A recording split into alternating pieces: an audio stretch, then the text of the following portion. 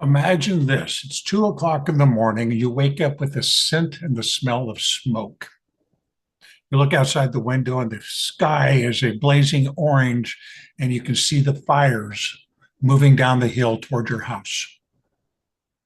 You have no time to think, but you need to grab something. You need to go somewhere. But what are you going to grab and where are you going to go?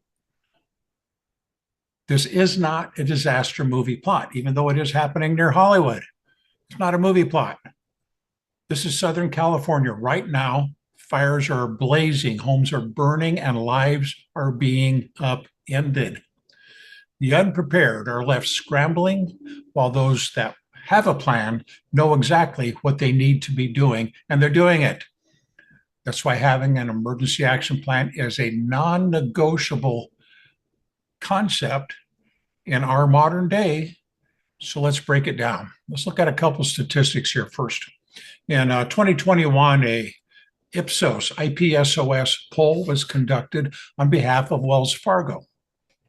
Now, this poll indicates that 71% of the people responding to the polls lack a detailed emergency plan for natural disasters, even though 3/4 of those people indicate that they or their family have been directly or indirectly involved in such an event. So, boom, no, I don't have a plan. Boom, yes, I've been involved in one. Boom, I still don't have a plan. Okay, I'm not sure why that's going on, but it is. Some of the primary reasons for not having a plan and considering not needing one. Okay, so I've been directly involved with the natural disaster, but I don't need one. I don't get that rationale.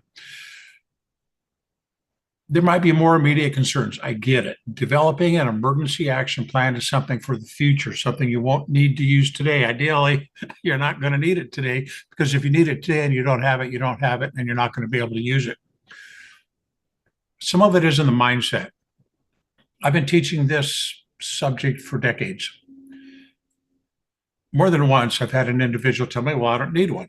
And then they call me a year later after the city burns down, after the earthquake, after the hurricane, after the flood, and say, Daniel, what do I do? And I says, well, I talked to you a year ago about this. What did you do then? I can't help you. Once it's too late, it's too late. You screw the pooch, you screw the pooch. That's your call.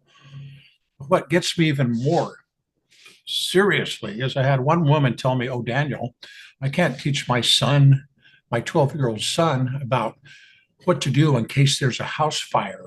I might upset him.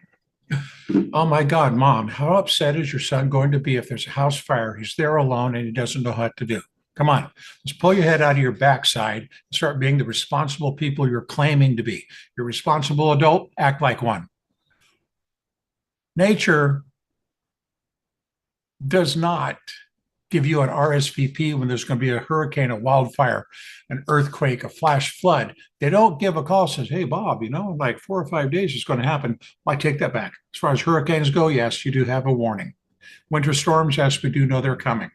But most events don't, like an earthquake, a wildfire, no, boom, they happen and they're over, or they're still going. Now, so what would be a good event here? What would be good? The Johnson family last week, it's like I write, I work with people all over the country, faced a devastating and harrowing escape from their canyon home with minutes to spare by loading their kids, their dogs, their vital documents into the car. How? Because they had an emergency plan.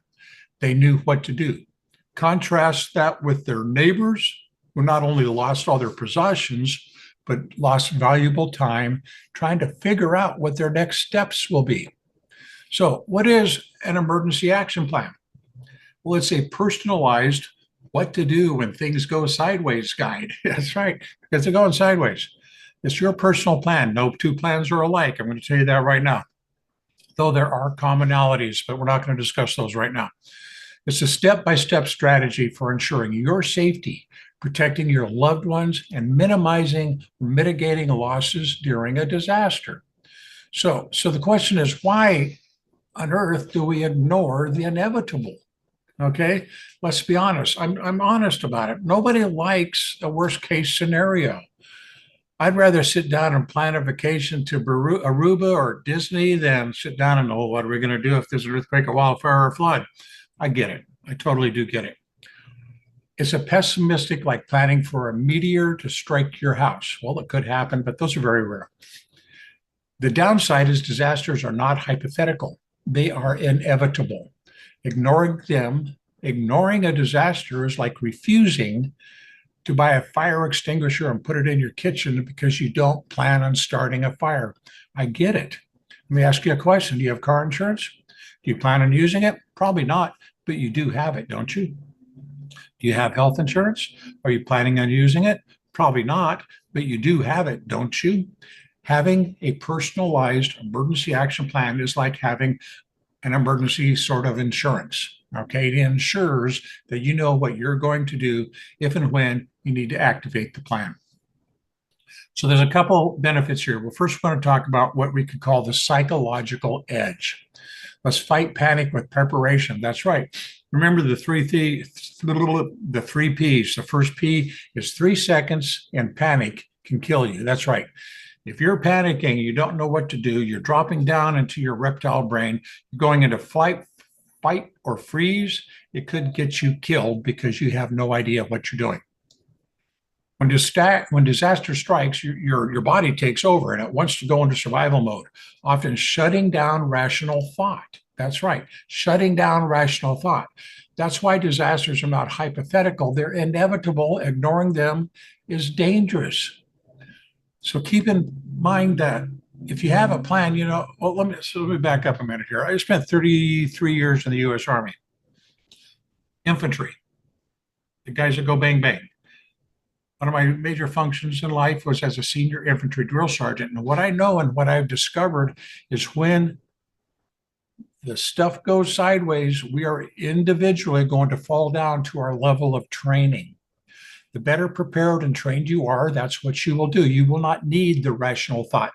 You already know, you've built it into your system. If you've studied martial arts, you understand the concept of the body memory. It's the same basic concept. If you don't have a plan, that's when you're going to freeze. Okay. So that's why having the plan is very important. Other benefits, peace of mind. This is a hidden benefit, but beyond the logistics of building a plan, getting stuff put together for your emergency kit, making sure your insurance is in line, having an emergency fund, beyond all the logistics, an emergency plan offers something priceless for you, your family, and your loved ones. That's peace of mind. That's right. That's knowing that you have prepared the means of taking care of things, which is one less worry about being in what would be defined as an already stressful situation. Some practical benefits: saves time and saves lives. That's right. If you have a plan of action and know how to handle it, you're going to save time because you're going to move through your plan because you've practiced it already. And quite probably it's going to protect the health and welfare of yourself, your family, and loved ones. Is that important? I would like to think so. I love my children. I don't want anything to happen to them. That's why I prepare them. My daughter tells me, Dad, you didn't raise me, you trained me. Yes, I did. I trained her how to survive, how to handle these things. And she has her own plan of action, even though she doesn't live with me. She knows what to do, where to go, how to do it, and when to make it happen. So that's all part of it. Save time and save lives. Thing to keep in mind is keeping your family connected. Okay, if you're building the plan here and you're the only one that knows what that plan is, how's everybody around you going to be acting? I mean, really, probably going to be flipping out. And you're sitting there saying, well, sweetheart, I've got the plan. Just follow my lead. You don't have time to train them right now. The fire is rolling down the hill. It's going to be in your house in 10 minutes. It's not time to pull out your book and say, well, let's go to chapter 2, paragraph 24 and see what we need to do. No, no, no, no, no. That's not the thing to do at that moment. You need to be connected. Your family needs to be part of the plan. They need to be instrumental in developing and building the plan and understanding the plan. Because if you're not there to activate it, and it needs to be activated, they need to know what to do. As a leader, a responsible individual, and a family leader, it's your responsibility to protect your life, your family, your loved ones. Now, I know a lot of people don't like being told to do what to do, but hey, just call me Drill Sergeant Down. I'm going to tell you what to do because it's correct. Keeping connected, that also has to do with what if we're separate? What if we're not in the same area? What if we're in different states, different cities, different parts of town during the day? That happens. Well, it's a good way to learn how to keep in communications based on social media sites, your cell phones. I know y'all got a cell phone, or however you can. But you need to build in a plan on how to get connected if the cell towers are down, because depending on what's happening, those cell towers are going to go down at some time. So I hate to say it, but I'm going to bring it up. Southern California is a case study right now. It's a decisive case study about why we need a plan. Like I said, it's not a matter of time, but when. Nobody several days ago woke up and said, you know, Barbara, what, Bill? I know we're going to have a conflagration fly through here from a wildfire in the next few days. It's going to burn our house down. No, nobody woke up with that idea. So it's not a matter of if, but when.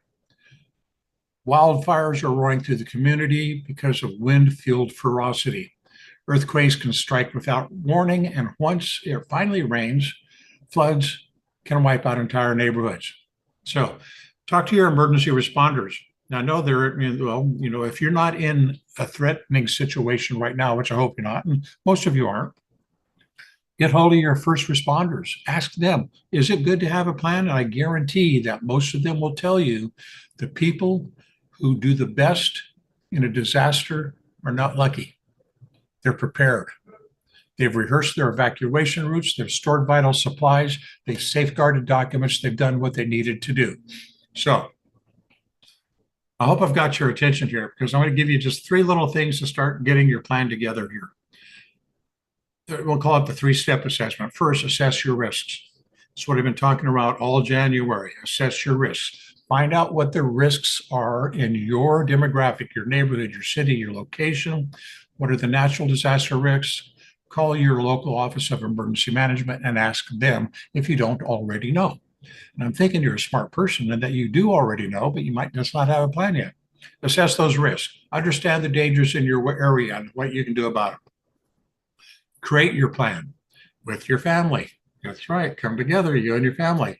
Map out your evacuation routes, designate emergency safety meeting points, and compile your emergency contacts, people out of town, out of state, friends, family, loved ones will be your POC, point of contact, for everybody to contact and say, I'm safe, I'm here, here's what's going on. So that way there's a clearinghouse of information for you. I'm not going to get into what you need to put in a checklist. You can go to my website, www.emergencyactionplanning.com. Go to the, the site map, wealth of information in there. Now, keep in mind, just keep it simple, okay? Keep it simple. There's 4 basic things that you need in your emergency plan, 4 basic things: food, water, shelter, and sanitation. That's right. You need to keep out of the rain or keep out of the heat. You need to eat something. You need to be fueled up. You need to be hydrated. And sometimes you got to go poo and pee. And that's right. Yeah, sometimes you will.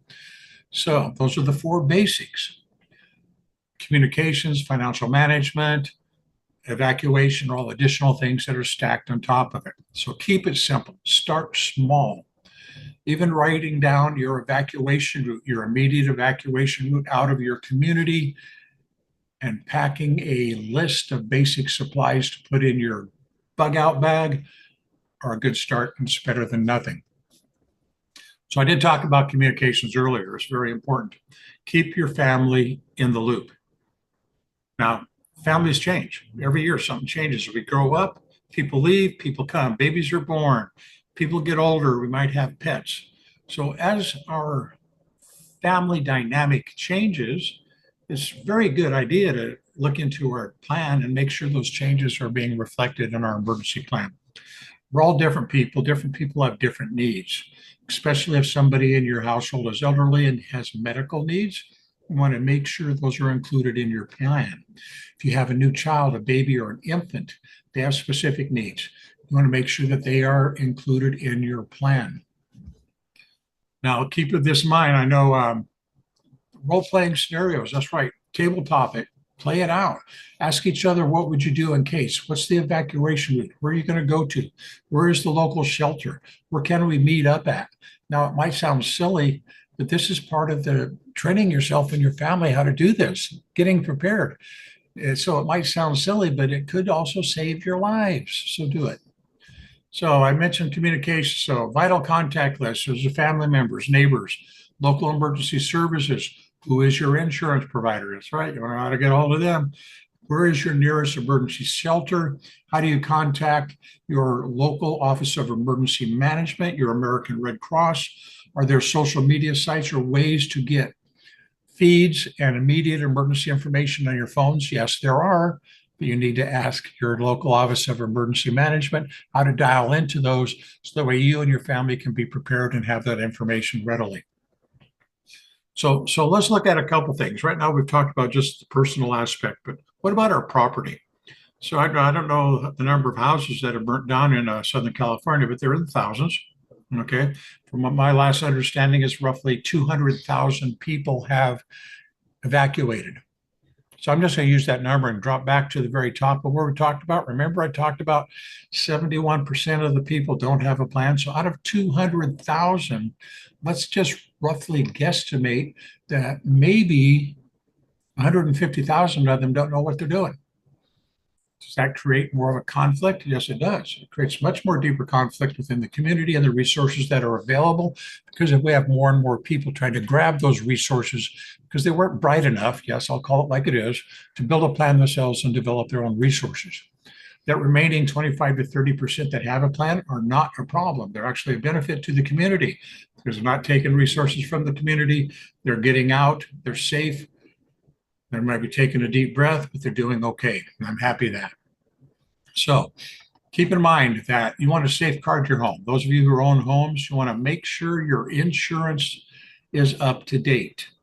That's right. Contact your local property insurance agent and ask him or her what is exactly covered in it. Depending on your threat assessment, which you've discovered by contacting your Office of Emergency Management, are those threats covered in your personal property insurance? Not going to know until you ask. Don't ask and it's not covered. It's not going to do you any good. No, okay. Make sure you have your documents handy. Okay. I can relate years ago, before the internet, of course, I had a motorcycle stolen. I couldn't get it replaced. I couldn't get it covered because I couldn't find my darn insurance policy. Okay. So make sure your policies are safely stored away in a fireproof, waterproof container that you can grab and go with you, preferably stored in an off-site location. I don't know, a safety deposit box at a bank, at a friend or family member's house where you would be looking at to go and evacuate to. Those would be good places to have these things stored at. So we're prepared for a disaster. We've mitigated everything we possibly can. Unfortunately, it happens. We've activated our emergency action plan and now we're moving through it. The dust is settling. Now, what do we do now? The flames are out. What is our recovery plan? Are you going to rebuild? This is where you start navigating your insurance claims or finding temporary housing. Now, that's why I said, know your insurance agent. Find out what's covered and what you have to do about it. One, temporary housing. Well, I'm sure there's a wealth of people out there right now trying to help you. I heard a little thing online. I don't know if it's true because I haven't looked deep into it, that Airbnb is offering free lodging to people directly affected by the event, who have lost their homes. That's worth looking into. Start asking questions. All right. Your local community services, your local American Red Cross, your local churches, your monasteries, your any religious organization within your community, they're always out there trying to help people. Even if you're not a member of their sect or their group or their religion, they will do what they can to help you. I know they will. Okay, so the idea now, we've got us all together. We have an idea, we mitigate, we do things to relieve the damage, we plan for the damage. The incident happened, we've responded to it. Now we're looking at recovering from it. We briefly discussed looking at your insurance and your housing, just briefly. But what else can we do? Very important here. We need to create a culture of preparedness. Now, you've heard me mention many times our children, teach our children, prepare our children. Now, why is it so important that we prepare our children? Well, mom, dad, think about it. One day, that child is going to be taking this world over from us, and we won't be here to see it. That's right. We are going to be gone. The day will come when you won't be able to see my pretty face and hear my happy voice promoting these events, this education, so you won't be traumatized anymore. I will be gone. I would like to leave the legacy of knowing that I'm helping some families prepare their children to take over the world that we're giving them, because we are. Let's give them the tools they need. Let's make them as strong as we possibly can. Beyond that, besides that, talk to your neighbor. Is your neighbor prepared? Do you have any elderly neighbors, neighbors with children, neighbors who are at need? Are they prepared? Do they know what to do if something does happen in your neighborhood? I'll tell you a story here. I was working with a couple several years ago. We were talking about evacuation. And this couple who was going through my program told me, yeah, we moved into this new neighborhood and hurricanes are coming. This was in Florida. And everyone around us, I'm looking up and down the block and everybody's packing and leaving. And we're thinking, well, we're fairly well inland. What's the deal? Well, the hurricane came, the rains came. Several days after, they're out of power, they've got no air conditioning. Well, we need to leave. So they try to drive out of their community and they can't because the floodwaters have got them blocked in. They have no way out. So apparently the neighbors knew something they didn't, and the neighbors didn't bother to tell them, and they didn't bother to ask their neighbors what's going on. So I ask you to get comfortable with talking to your neighbors, because they might know something you don't, or they might not know something that you do that you can help them with. Okay. We're stronger together. All right. So I'm going to wrap this up here now. And what's the real cost of doing nothing? Well, first of all, the cost of doing it right and having a plan is by being able to know what you're doing, being physically secure, emotionally secure, mentally secure, knowing your welfare, your family, and your loved ones is together, and minimizing the risk to your property damage. Those are the upsides. The downside of not doing nothing is, well, let's think about what is the downside. Scrambling and panic, risking your family's safety and losing everything you've worked for. So preparation is not a burden, it is an investment. Okay. Now you might be saying, oh, well, Daniel, I don't need to build a plan. Nothing's ever going to happen here. Why should I do that? And I ask this because I get this question. It's real simple. You're building leadership, communications, and resiliency within your family and your loved ones. By preparing these plans of action, you are learning about yourself and your community. And if you never have to use it, I say, thank God. But you already have a plan of action and you know what to do. At a minimum, build a fire safety plan on how to evacuate your house in case of a house fire. Okay, so that's pretty much it. I'm going to ask you to come join me and get your free disaster and emergency planning assessment at www.depassessment.com. It's free, doesn't cost anything. Just go in there, you just take a quick survey. It answers questions, yes or no, and you can look at it and see where you need to, where some gaps are and some things you may be able to do to fill those gaps in your emergency planning assessment. So this is Daniel. Till next time, do me a favor, like, share, and comment. Let your loved ones know about the resources that are available to them at www.emergencyactionplanning.com. Until next time, please stay informed and stay safe.